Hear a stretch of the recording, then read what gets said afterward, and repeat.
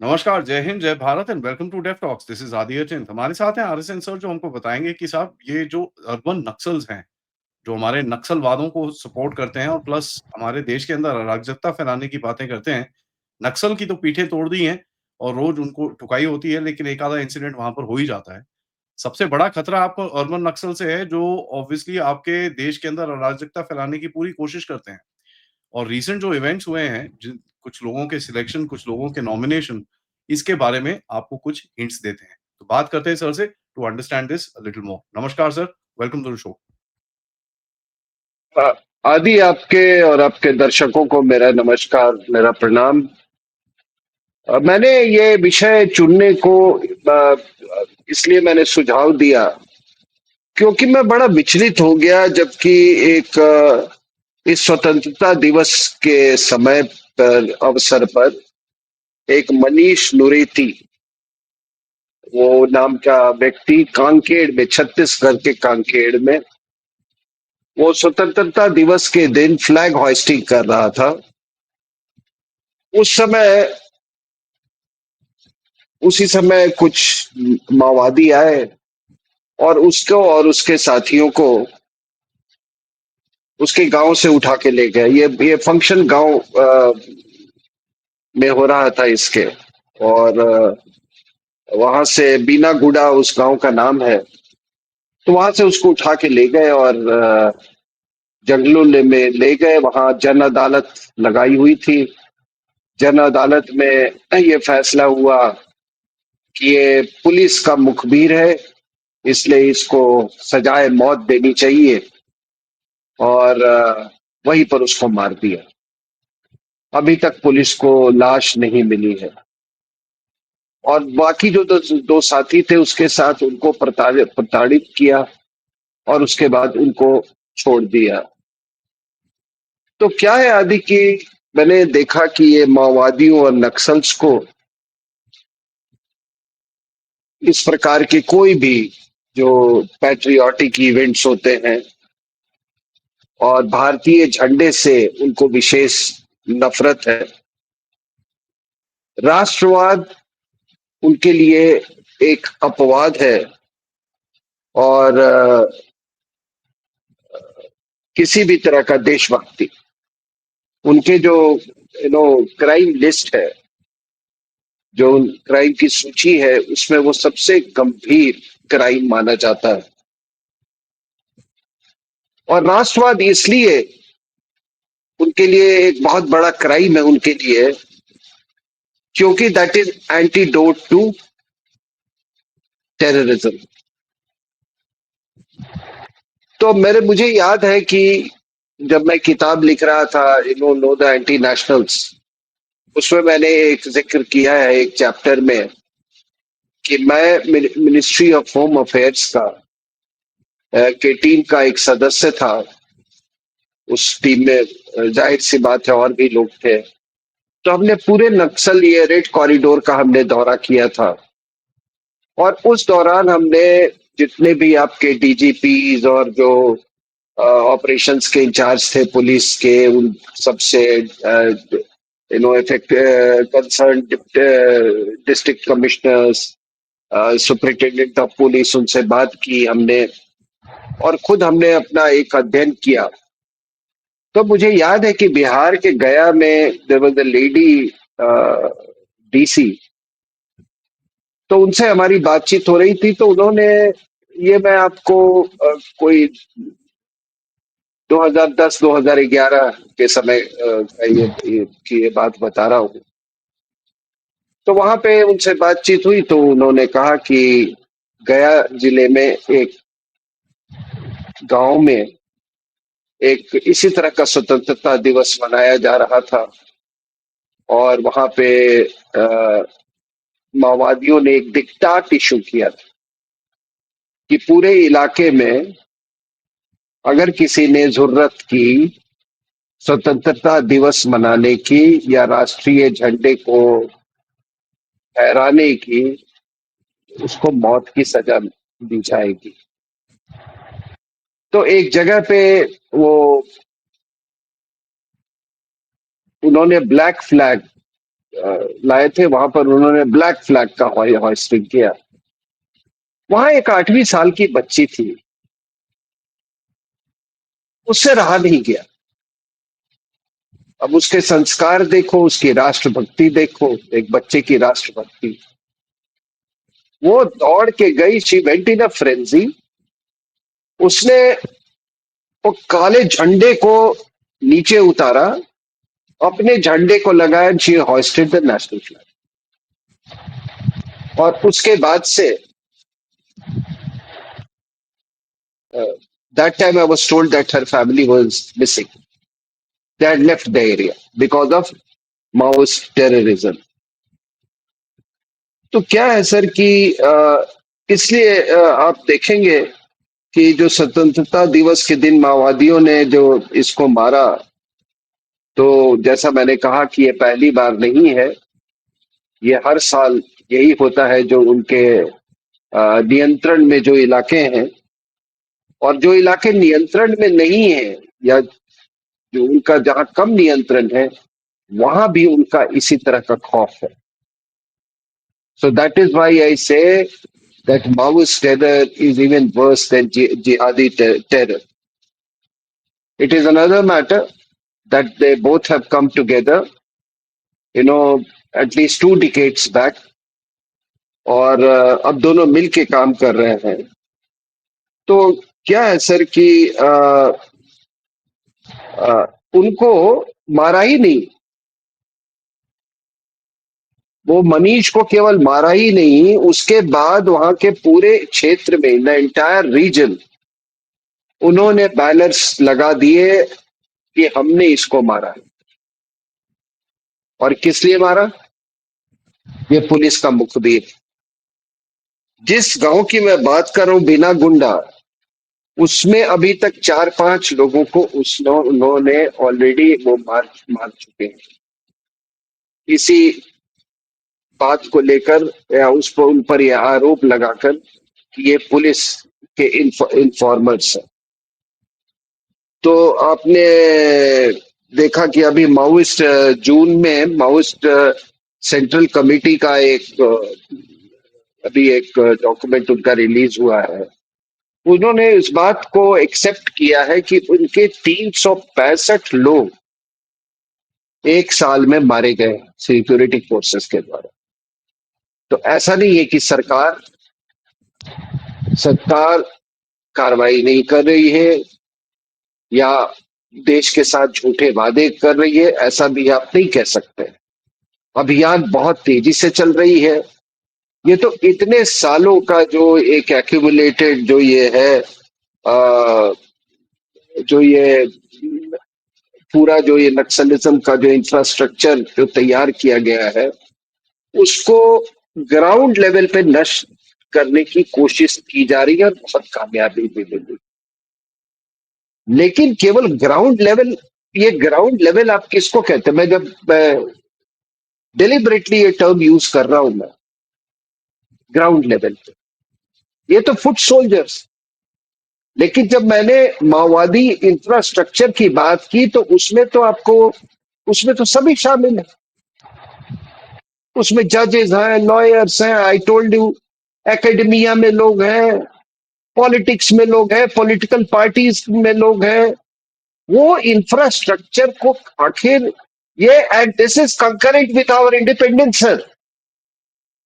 एक तरफ आजादी, ट्रांसफर ऑफ पावर हुआ, और उस समय ये कंकरेंट था। There is a parallel rise of the communist in India. और चूंकि हमारा सोवियत यूनियन के साथ बाद में एक स्ट्रेटेजिक पार्टनरशिप बना, और उस समय आपको मालूम है कोल्ड वॉर में जो ideology was a big factor, शुरुआती कोल्ड वॉर में, till there was split between China and Russia, Soviet Union. तो वो एक बहुत बड़ा फैक्टर था। लेकिन क्योंकि मतलब वो बोल्शेविक रेवोल्यूशन के बाद हमारे यहाँ भी कई लोग इतने प्रभावित थे इस विचारधारा से, लेकिन उनका बड़ा एजेंडा बड़ा क्लियर था कम्युनिस्ट का। तो ऐसा नहीं है कि हमने अभी कार्रवाई नहीं की है। अभी एक बहुत बड़ा ये बासव राजू एक नाम का एक बहुत बड़ा लीडर मारा गया। ही वॉज द वन जो कि 2010 में वो मास्टर माइंडेड दैट जो ये दैट अटैक जिसमें अपने 76 सीआरपीएफ सोल्जर्स मारे गए, उसको मारा है। एक बहुत बहुत बड़ी कामयाबी। तो अ, अब अगर आप सोचो कि एक गांव में अगर आपने आधे दर्जन लोग पुलिस इन्फॉर्मर होने के आरोप में अगर उनको मार दिया, तो वहां पर कैसी कैसी दहशत होगी उस गांव में। आपने इलाके में पूरे पोस्टर लगा दिए, बैनर्स लगा दिए, तो कैसी दहशत करती है। और इसलिए मैं दोहराता हूं कि हिंदुस्तान में ये कहीं जिहादी टेररिज्म से नहीं, ये बहुत खतरनाक है, ये माओइस्ट टेरर। और इसलिए भी खतरनाक है क्योंकि इनके आका जो है वो हर पद पे है, जैसा मैंने कहा हर जगह बैठे हुए हैं। They have infiltrated every segment of the society. ये माओइस्ट जो है, आप कौन सी पॉलिटिकल पार्टी है जिसमें ये नहीं घुसे हुए हैं, या ये सीपीआई एमएल वाले। जैसे कि नेपाल को अगर if you have been following Nepal, वहां पर भी इनका ट्रक सभी के साथ, ठीक है। और ये सर आपको मैं एक बात बता दूं कि ये सीपीआई, ये आपका सीपीएम, सीपीआई एमएल, जो बैंड सीपीआई माउस है, ये तीन जो है ये अलग अलग एंटिटीज। कृपया मत देखिए इनको। These are three routes to the same objective, that is to overthrow the government of the day, या टू सीज पावर। एक पार्लियामेंट्री रूट है, दैट इज द सीपीएम। एक सेमी पार्लियामेंट्री रूट है, ठीक है। और एक तीसरा जो है वो बिल्कुल जो ग्राउंड वाला है। तो अभी जो हम कार्रवाई चल रही है वो ग्राउंड, जो इनके फुट सोल्जर्स है उनके खिलाफ चल रही है। अब है क्या सर कि अ, सरकार ने कहा कि हम अगले वर्ष तक हम इसको खत्म कर देंगे। अ, हाँ, ग्राउंड लेवल पर आपको कामयाबी मिलेगी, मिल भी रही है और अच्छी कामयाबी मिलेगी। लेकिन जब तक आप इसको आइडियोलॉजिकली चैलेंज नहीं करेंगे, मैं दोबारा दोहराता हूं, तब तक ये ऑन एंड्योरिंग बेसिस ये कभी ये समाप्त नहीं होगा। 58 साल से चल रहा है sir. I am not talking about the communist phase, the Naxal phase 1967 से लेकर आज तक चल रहा है। कई बार इनको मतलब ये दे हैव बीन इनको सप्रेस किया गया है। हमको लगा कि अब इसका अंत होने वाला है, लेकिन ये फिर अपने आप को सेटबैक्स के बाद भी हमने देखा है कि वो फिर अपना जो वायलेंस का जो कैपेसिटी है वो रिटेन करते हैं। तो आपने ये उदाहरण तो देख लिया। तो इसलिए हम इसको जब तक स्नफ आउट नहीं करेंगे, और क्यों नहीं हम इसको स्नफ आउट कर पाए, because we did not contest the ideology. राष्ट्र अ, राष्ट्रभक्ति, नेशनलिस्ट आइडियोलॉजी, सनातनी आइडियोलॉजी, उसको तो इन्होंने बिल्कुल मतलब उसको बिल्कुल विलेनस बना दिया था इन्होंने, सेक्युलरिज्म के नाम पे। तो ये हमने सारे एकेडमिक इंस्टीट्यूशंस, मीडिया, ये वो अ, पर ये जुडिशरी में इन्फिल्ट्रेट कर गए। और ये जुडिशरी का ही इन्फिल्ट्रेशन का ये नमूना है। ये जो मिस्टर बीएस रेड्डी, जो कि ऑपोजिशन के कैंडिडेट है, mainly sponsored, initially sponsored by the, actually basically Congress candidate, उनका भी बड़ा एक नक्सल सपोर्टर के रूप में उनका उनकी एक उनका इतिहास है। मुझे याद है वो दिन जब इन्होंने सलमान जुर्दुम के खिलाफ फैसला दिया था। और मैंने जैसा कहा कि अमित शाह साहब ने कहा कि अगर इन्होंने उस समय ये फैसला अगर नहीं दिया होता तो आज माओइज्म समाप्त हो गया होता। लेकिन उस समय कोर्ट में ये नंदनी सुंदर और कौन कौन ये जितने आपके छटे हुए जो लोग हैं जो आजकल आप उनको वेरियस वो उस पे देखते हो वायर में और ऑल दैट वो पूरा गैंग जो है मन नक्सलाइट अर्बन नक्सल्स जिसको आप बोलते हैं वो पूरा का पूरा कोर्ट में था उस और इस आदमी ने उसका जजमेंट दिया। अब सर क्या है कि मैं एकेडमिक इंस्टीट्यूशंस का मैं आपको बात कर रहा हूँ। उनका infiltration it came to the level of टुकड़े टुकड़े गए। आप वो दृश्य कभी ना भूलें। वो भारत तेरे टुकड़े हो गए इंशाअल्लाह। उसमें माओवादी भी थे, उसमें जिहादी भी शामिल थे, अरविंद केजरीवाल भी गया था उसमें, उसमें राहुल गांधी भी गया था। ठीक है sir. G N Sai Baba another example. आपको तो मैं कुछ एग्जाम्पल दे रहा हूँ। जुडिशरी में सर आज से बहुत साल पहले अबाउट 2 डिकेड्स बैक मुझे एक बता रहे थे एक हाई कोर्ट के बहुत अच्छे वकील थे। तो उन्होंने कहा कि ये जब भी हम माओवादी को पकड़ते हैं तो वेरी नेक्स्ट डे कोई somebody flies, some lawyer flies from Delhi.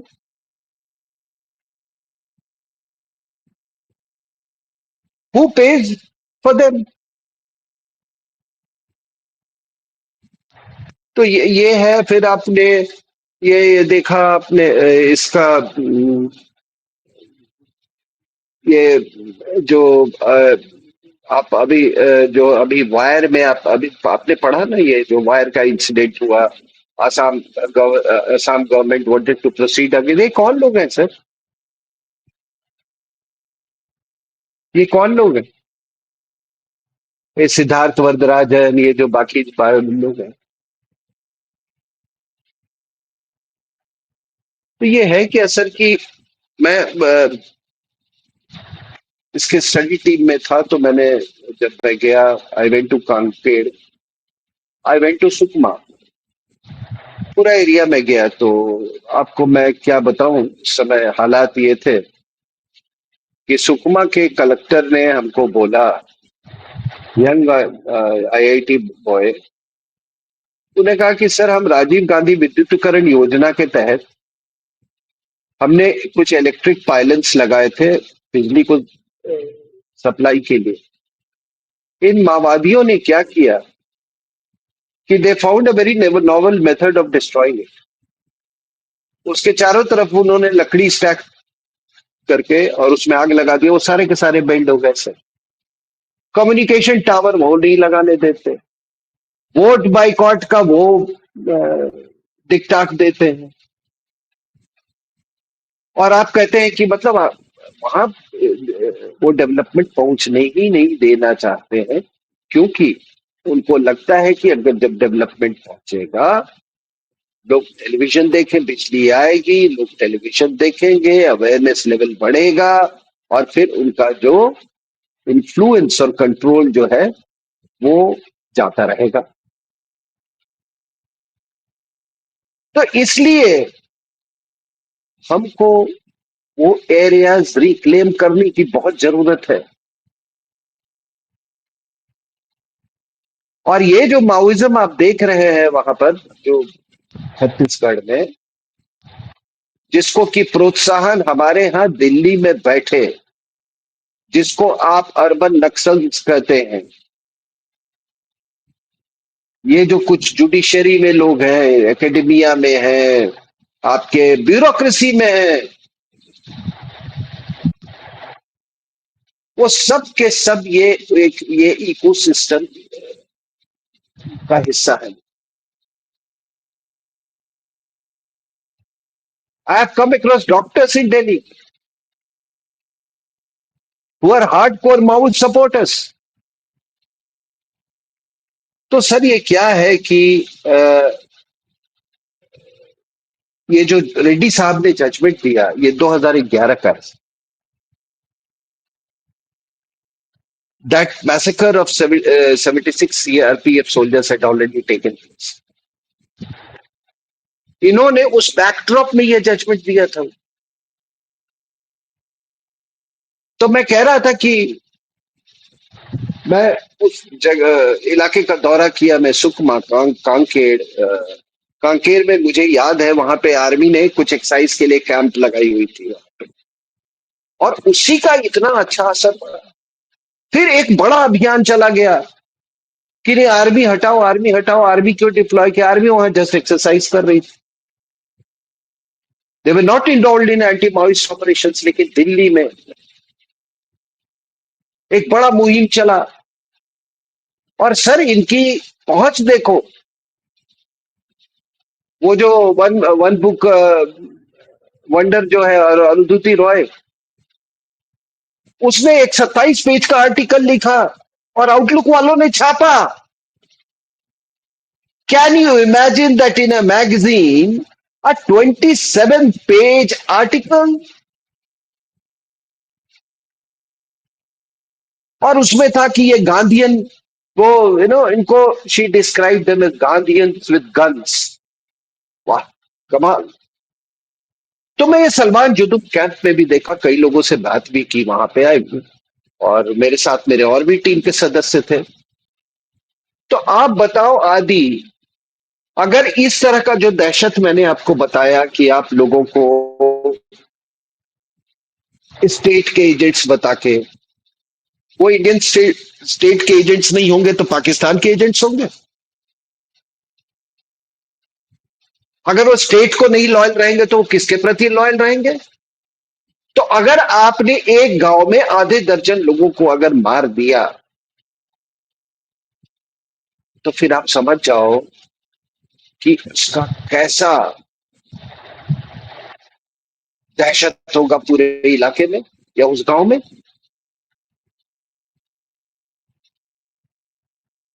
तो वो लोगों ने डिसाइड किया कि भाई हम कब तक ऐसे जिएंगे, कब तक हमको सड़कें नहीं बनने देते, बिजली नहीं आने देते, कम्युनिकेशन टावर नहीं आने देते, मोबाइल फोन हमारे पास नहीं है, हमारे बच्चे स्कूल नहीं जा सकते, हमारे घरों से जबरदस्ती एक बच्चा को उठा लिया जाता है कि आप नक्सलिज्म में आपका ये कंट्रीब्यूशन होगा।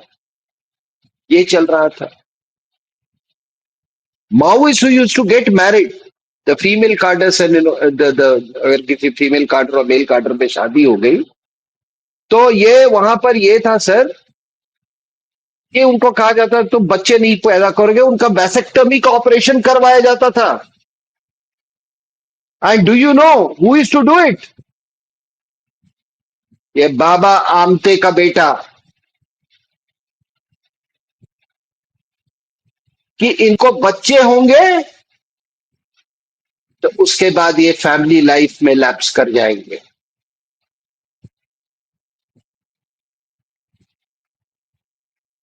तो इन्होंने देखिए मैं सलमान जुदुम की बात कर रहा था।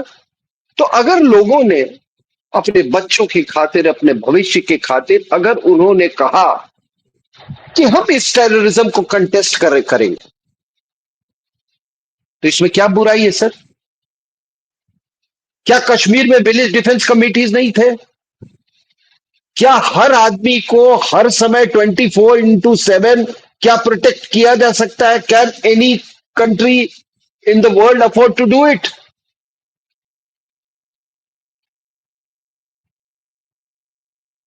सर सरकार आपको लाइसेंस देती है ना, लाइसेंस वेपन्स देती है, मतलब आप ले सकते हैं। क्यों देती है आपको?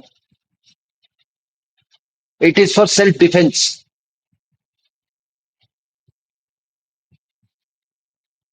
तो आपने किस तरह से, ये जज साहब का क्या ये था, he said that it Reddy साहब का है, judgment. It represents an extreme form of transgression of constitutional boundaries. I don't know how.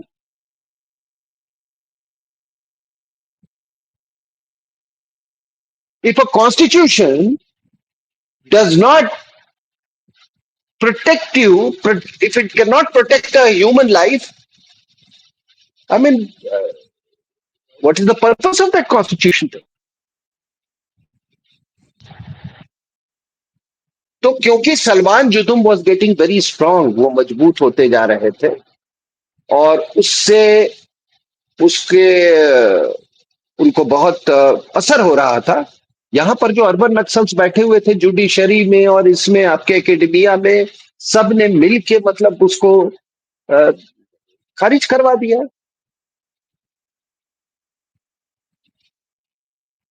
और ये जुडिशरी का जो ये रूप जो है, आपने देखो कि ये जो भी जज साहब ने जो जजमेंट दिया उस समय, रेड्डी साहब ने, he actually he let down the nationalists, he let down the patriots। जो लोग टेररिज्म का विक्टिम हो रहे थे उनका उन्होंने उनको और वल्नरेबल कर दिया to Maoist terror. So tell me who is a terrorist and what is this business of urban Naxals? अगर कोई आदमी अपने एक्शन से या अपने पावर को मिसयूज करके अगर लोगों को वल्नरेबल कर देता है टेररिज्म से, क्या वो टेररिस्ट नहीं है?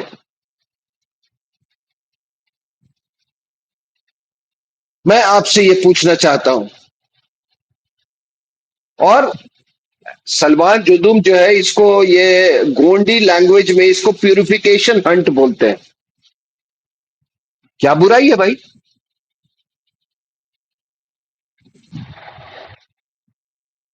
क्या जज साहब उस जगह पे अपने बच्चों को भेजेंगे पढ़ने के लिए? क्या जज साहब वहां पर अगर इनकी पोस्टिंग मान लीजिए हाइपोथेटिकली, तो जाएंगे वहां पे?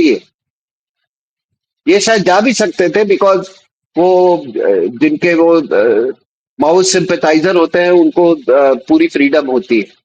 You remember Jairam Ramesh? He took a motorcycle ride, in Maoist infected area in Gadar-Chiroli, because he is one of them.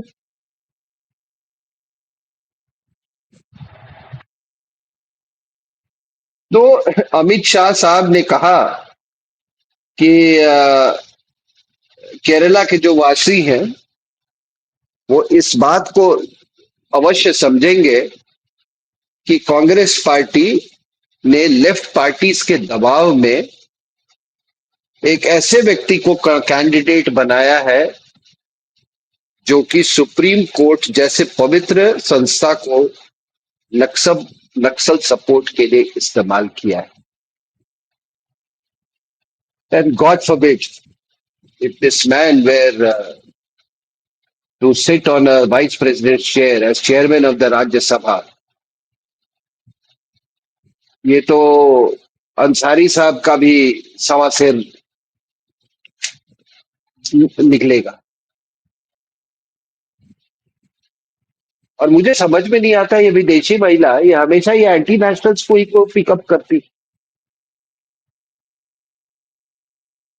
दूसरा, आपके दर्शकों को थोड़ा मैं बता दूं कि जब अर्बन नक्सल्स की बात करते हैं, एक्चुअली आप मुझसे पूछे, फिर से मैं कहता हूं कि कोई नक्सल नक्सल होता है। विदेशी महिला और नक्सलिज्म का क्या रिश्ता है? देखिए, विदेशी महिला के लिए ये बुनियादी रूप से एक नक्सल है, and this she has inherited from her father,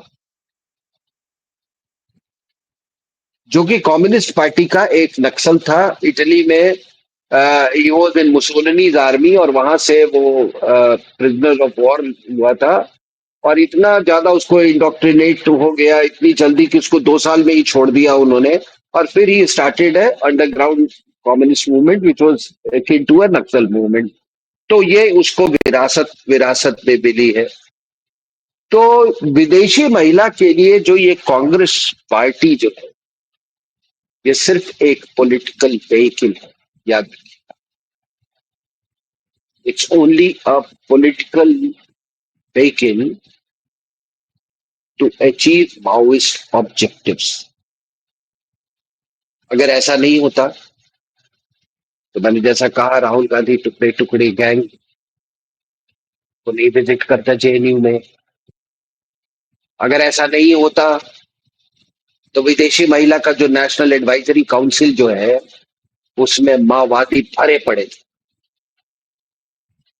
सारे के सारे माओवादी थे। दूसरा था ये जो हर्ष मंडेर जो है ये भी सर सुकमा का कभी कलेक्टर होता था।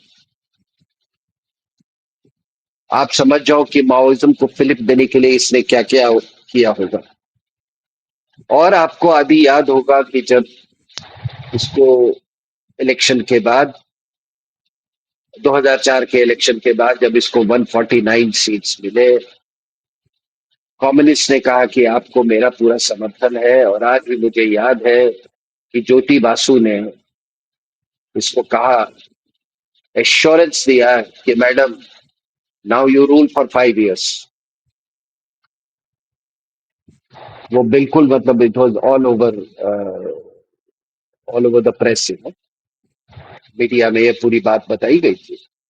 तो क्यों कहा उसने? क्योंकि ज्योति बासु के भी जो तार थे वहां के कम्युनिस्ट के, वो सब बाहर से नियंत्रण थे।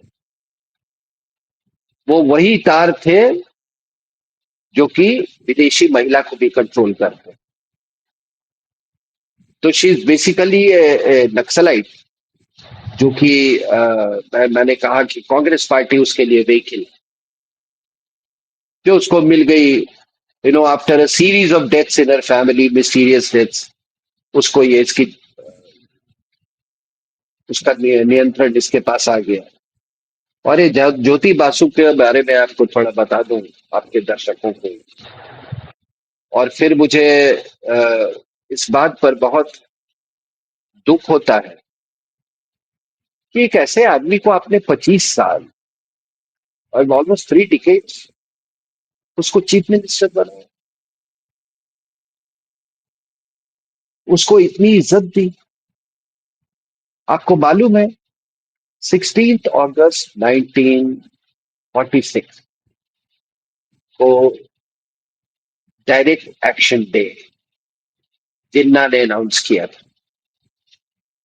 He said that either we have a divided India or we will have a destroyed India। उसने ऐलान किया था, आपको याद होगा। और मुनीर भी अभी उसी भाषा की बात कर ऐसे ही भाषा बोलता है। अगर आप देखोगे ना मुनीर का जो बकवास करता है वो लगता है वो जिन्ना को मतलब जिन्ना से काफी ज्यादा प्रभावित है, ठीक है ना। वह वो भी ऐसे ही है कि मैं पूरी दुनिया को half I will go down with half the world and all that nonsense. तो उसने ये किया। सर देखिए कितनी प्लानिंग थी डायरेक्ट एक्शन। और मैं दर्शकों को इतना ही बता दूं कि अभी एक न्यूट्री ने एक मूवी बनाई है, कृपया उसको जाके देखें, जानना बहुत जरूरी है। अगर आप नहीं जानेंगे तो फिर वो ज्योति बासु जैसे आदमी को आप फिर ले आएंगे। सर आप मतलब इतना बड़ा मैसेकर किए, केवल वहां की गलियों में केवल खून ही खून था। मैन होल्स में लोगों को मार मार के, हिंदुओं को मार मार के वो डाला गया था सर। वो पूरा जो वहां का मंजर जो था, वहां पर केवल ये चील गिद्ध जो ह्यूमन कॉप्स को पर फीड कर रहे थे सर। इतना भयंकर मैसेकर हुआ था। Till a person called Gopal Pacha, he started hitting back। और उसका आर्किटेक्ट कौन था सर? बंगाल में उसका आर्किटेक्ट था वहां का चीफ मिनिस्टर शूरावर्दी। शूरावर्दी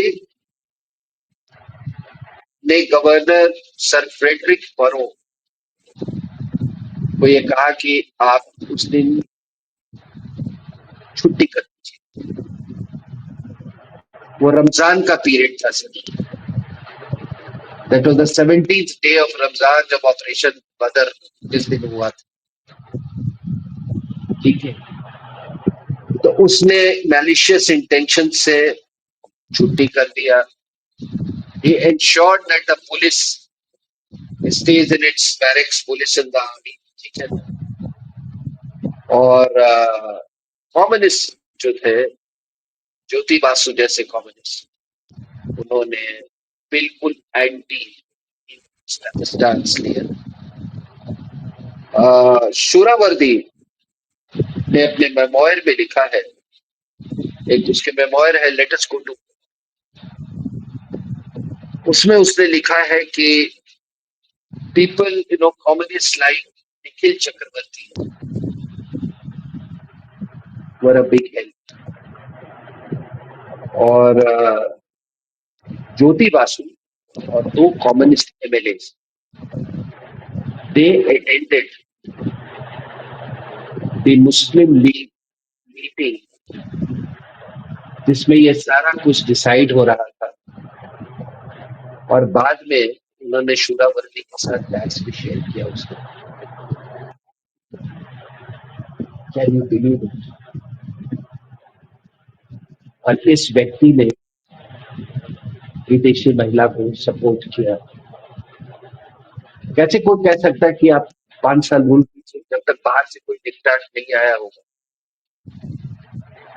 तो क्या था सर इसमें कि वो व्यवस्था कुछ ऐसी बनी थी कि इट वाज अ कॉम्प्रोमाइज, और she was blackmailed by the Americans in making Manmohan Singh the prime minister.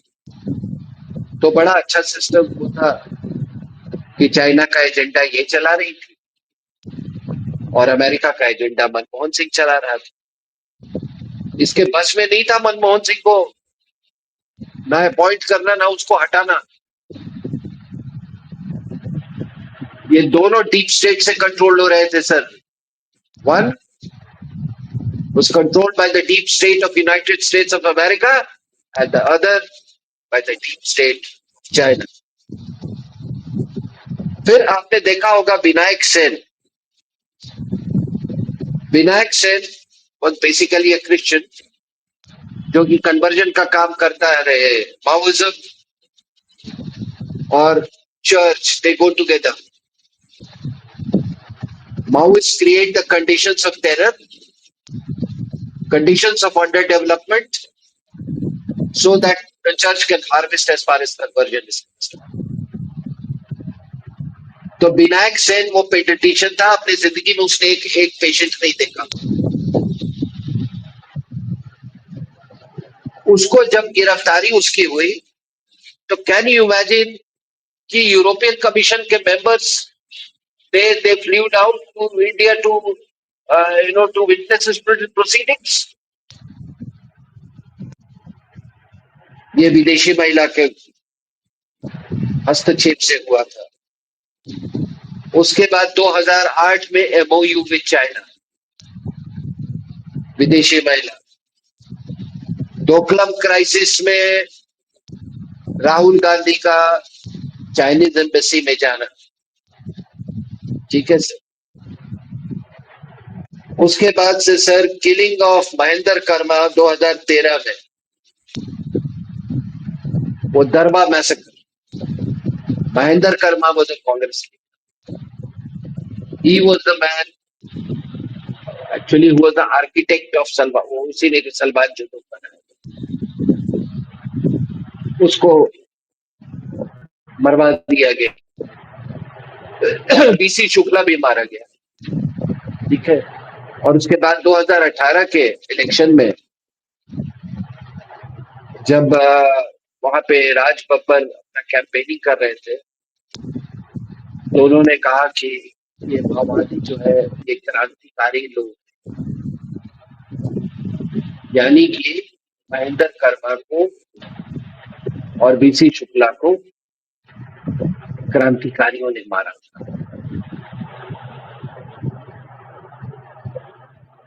तो इससे क्या इन्फरेंस निकालते हैं?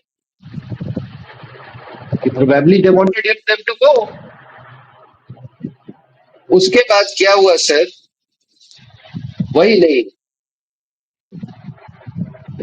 जिस दिन ये बोला था, इन्होंने अपना भाषण दिया था, उसके जस्ट एक दिन पहले 2 सिक्योरिटी फोर्सेस पर्सनल और एक दूरदर्शन का कैमरामैन माओवादियों ने मारा। उसके बाद उनको ये क्रांतिकारी बोल रहा।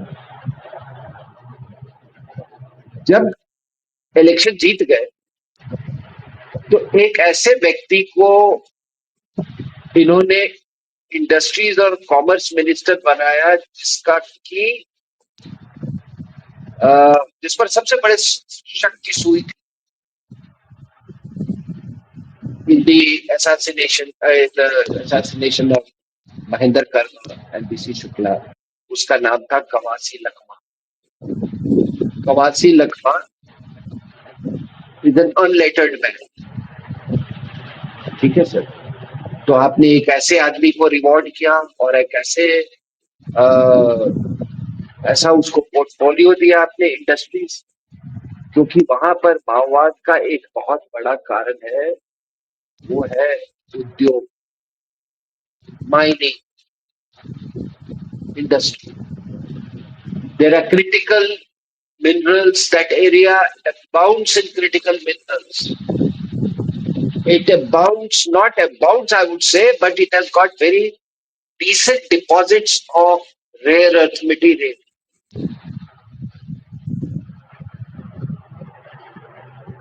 और इसीलिए दो चीजों के कारण ये आप देखोगे, ये माओवाद जो है वो ट्राइबल एरिया में ये किया गया, क्योंकि वो एरिया मिनरल रिच है, और दूसरा चीज है कि वहां पर कन्वर्जन के लिए वो एक बहुत बड़ा एरिया है। उसको जानकर मेन स्ट्रीम से अलग अलग रखा गया। तो कवासी लकमा को बनाया गया। कई नेताओं ने जो ऑपोजिशन के थे उन्होंने कहा कि इसका नार्को टेस्ट कराओ, इसका भी डिमांड था, ये सच उगल देगा। और आज भी अगर उसका नार्को टेस्ट कराओगे तो बहुत कुछ आपको जानने को मिलेगा। ठीक है, उसके बाद ये विदेशी महिला ने इसको खड़ा किया, अरविंद केजरीवाल को।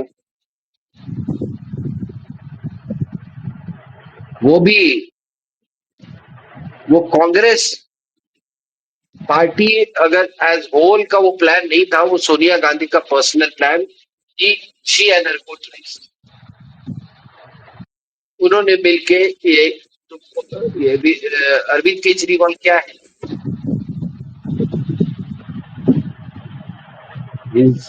बेसिकली इसका जो पूरा गैंग है ये माओवादी है। आप ये देख लो, इसका ये गोपाल राय और ये सब, दे ऑल हैव अ माओवादी पास्ट।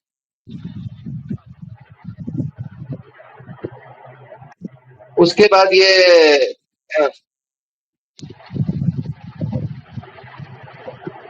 विदेशी महिला, चर्च,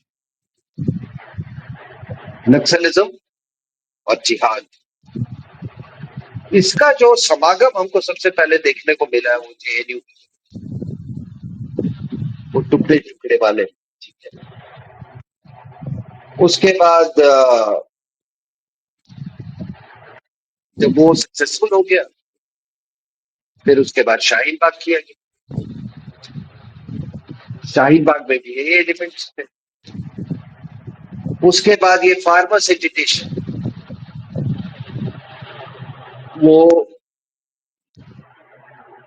नक्सल्स के साथ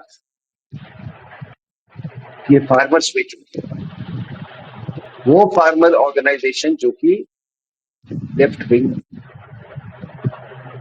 एक्सट्रीमिज्म के साथ वो जुड़े हुए हैं, ऑल इंडिया किसान सभा, ऑल इंडिया कृषक समाज, और आपको तो मालूम है कि किस तरीके से फिरोजपुर में मोदी के कॉन्वॉय पर कुछ करने की कोशिश की गई।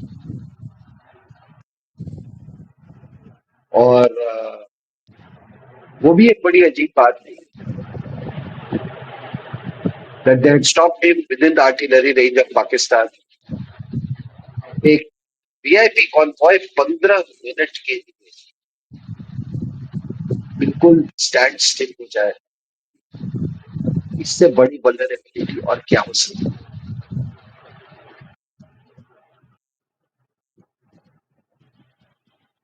तो उनको एम्बुश भी करने की कोशिश की गई।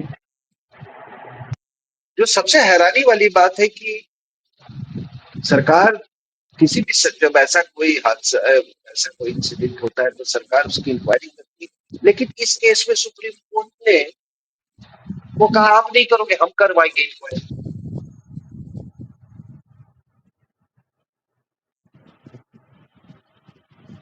अब आप बताइए क्यों भाई?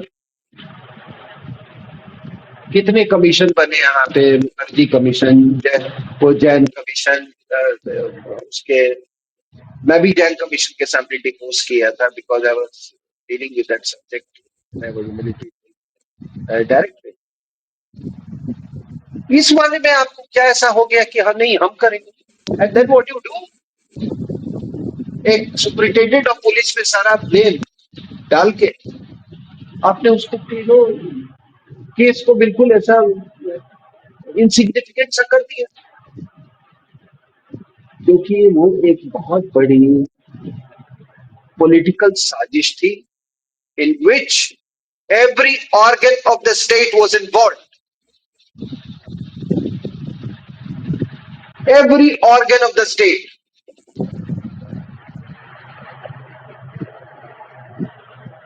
उसके बाद सर आपने एल्गार परिषद का देखा था, जो कि पुणे में 2017 में जो हुआ था। एल्गार परिषद, ये उसमें वो भीमा कोरेगांव में जो वायलेंस हुआ, वो भी सब ये नक्सल्स थे। अंग्रेजी बोलने वाले उसमें नक्सल से फर्क ही, रोना विल्सन, सुरेंद्र गाडलिंग, शोमा सेन, और एक पादड़ी स्टेइंग स्वामी।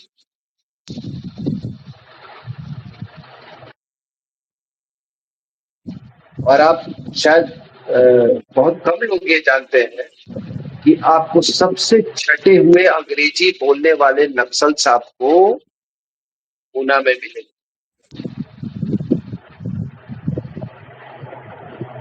तो सर एक बात बताइए कि क्या ये कहना गलत होगा कि ये विदेशी महिला का बेटा, विदेशी महिला और उसका बेटा, ये एक षड्यंत्र का पिटारा है?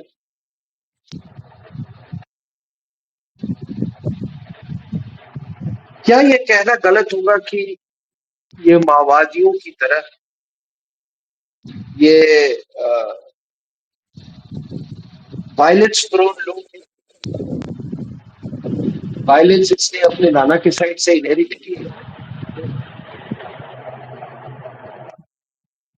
क्या ये कहना गलत होगा कि इनको खूनी विचारधारा से बहुत मोहब्बत है, और खूनी विचारधारा से मोहब्बत है इसलिए जिहाद से भी मोहब्बत है। और जहां से ये इलेक्शन वायनाड जो चुना था, वहां पे ये सारे चीज, वहां माओवादी भी है, वहां जिहादी भी है, वहां चर्च भी है, वहां सब कुछ है। और जिहाद और माओवाद में बहुत सारी मतलब समानताएं हैं, दोनों को खून से बहुत प्रेम है, दोनों इंटॉलरेंट है, दूसरे किसी विचारधारा को टॉलरेट नहीं कर सकते, दोनों एंटी डेमोक्रेटिक है। एक टोटलिटेरियन स्टेट बनाना चाहता है तो दूसरा वो शरीयत वाला देश बनाना चाहता है। तो ये कहीं पे इसके डीएनए में ये चीज है। तो ये अब क्या है कि हिंदुस्तान में इनका जो अभी राजनीतिक सफर जो है वो खून, हिंसा और षड्यंत्र उस पर आधारित है। ये जानते हैं कि ये इलेक्टोरल रूट से ये नहीं आ सकता, और मैंने बाकी तो एग्जाम्पल दे दिए। अब आप बताओ कि महेंद्र कर्मा का खून, असैसिनेशन, पीसी शुक्ला का असैसिनेशन, उसके पहले कई मतलब राजनीतिक विरोधियों का असैसिनेशन, मोदी को हर तरह से मरवाने की कोशिश की गई, पॉलिटिकली, जुडिशरी द्वारा और इस तरह से फिजिकली। ठीक है, वो लाल किले पर अटैक, यूएस डीप स्टेट से आपकी साठगांठ, चाइनीज डीप स्टेट से आपके साथ साठगांठ,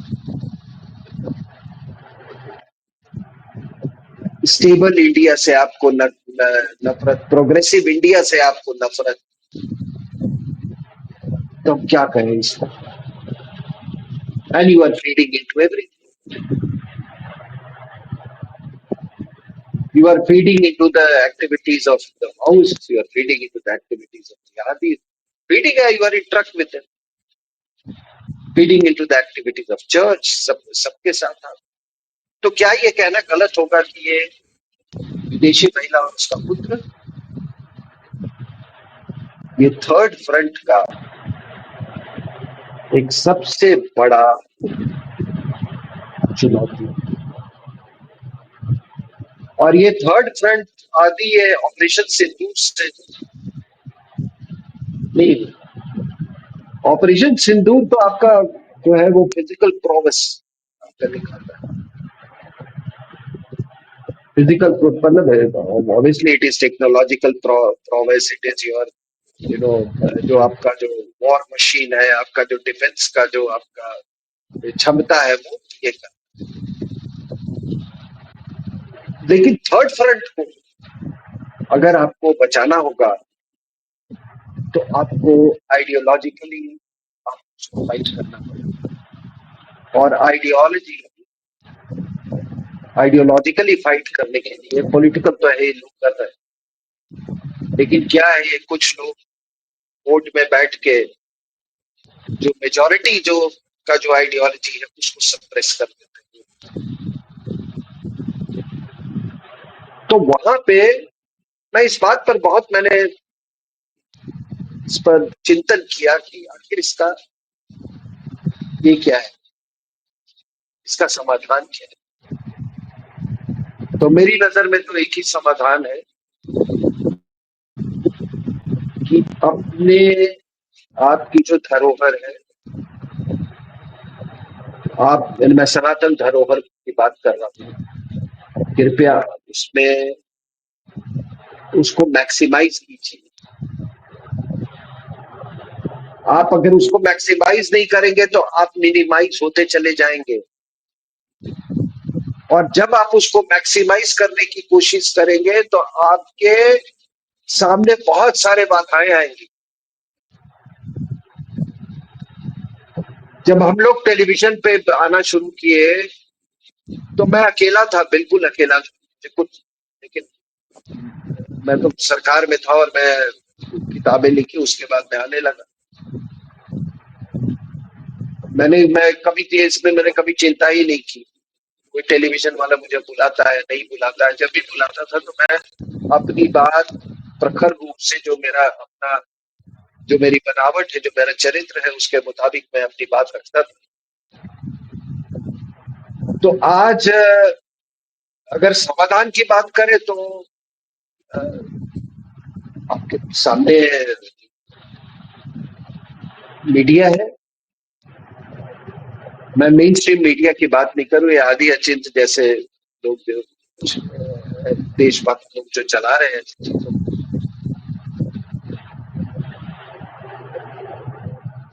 और अगर ये पूरा जो मीडिया का जो थॉट कंट्रोल जो था, वो सारा का सारा वो वामपंथियों के हाथ में।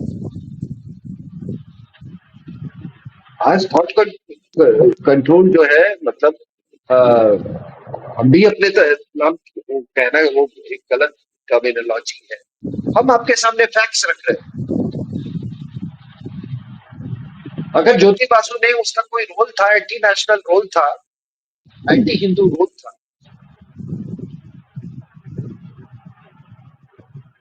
तो हम उसको उजागर हमने किया। बहुत सारे आज आपके व्यूअर्स हैं, उनको ये नहीं मालूम होगा। और आखिरी में एक और चीज मैं कहता हूं कि देखिए, अगर आप संविधान की भी बात करें तो जितने भी सोशल रिफॉर्म्स हुए हैं हमारे स्टेट के द्वारा आफ्टर ट्रांसफर ऑफ पावर, वो सारा का सारा सनातनियों को लेके हुआ।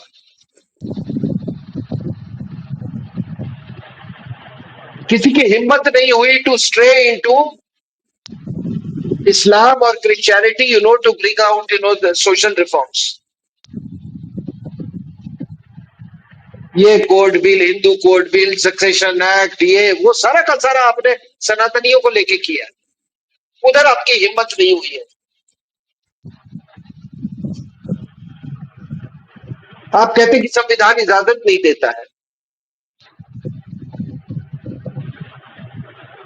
तो अगर सब कुछ सनातनियों के लिए ही है, अगर इसी में आप इसमें रिफॉर्म कर सकते हैं, इसमें पेनिट्रेट कर सकते हैं, इसमें इन्फिल्ट्रेट कर सकते हैं, इसको इन्फ्लुएंस कर सकते हैं, इसमें चेंजेस ला सकते हैं, रेडिकल चेंजेस ला सकते हैं, तो अगर सनातन भी केवल कर सकते हैं तो ये देश फिर किसका हुआ? फिर किसका हुआ?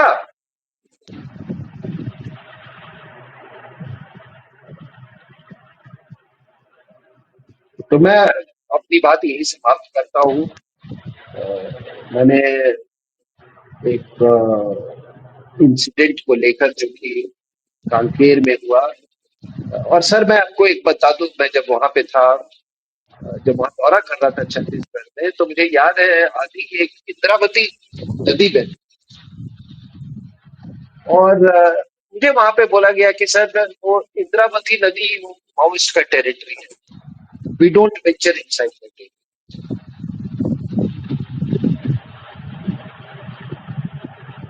और मतलब जैसे इंडिया पाकिस्तान का वो जैसे आईबी नहीं होता इंटरनेशनल बॉर्डर, वो था। This was the situation. So it is not enough to reclaim that area. हमको सर ये आइडियोलॉजिकल वॉर हमको लड़ना पड़ेगा।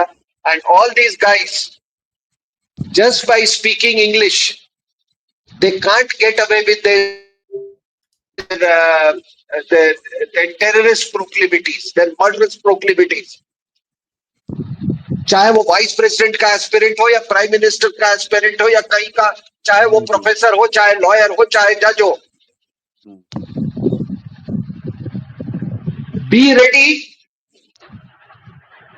be ready to be labeled as a terrorist. हम और हिंदुस्तान का भविष्य हम बिगड़ने नहीं देंगे, और हम हर मोड़ पर आपको कंटेस्ट करेंगे।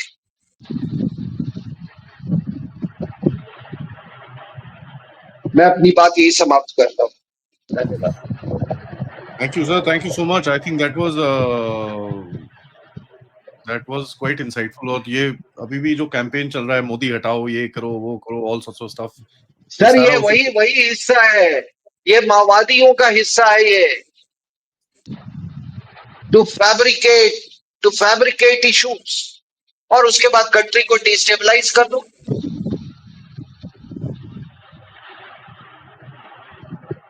अरे इस विदेशी महिला, उसको पुत्र को क्या इस देश से प्रेम है, तो भाग जाएगा। लेकिन मुझे तो मुझे ये न्यायपालिका पे तरस आती है।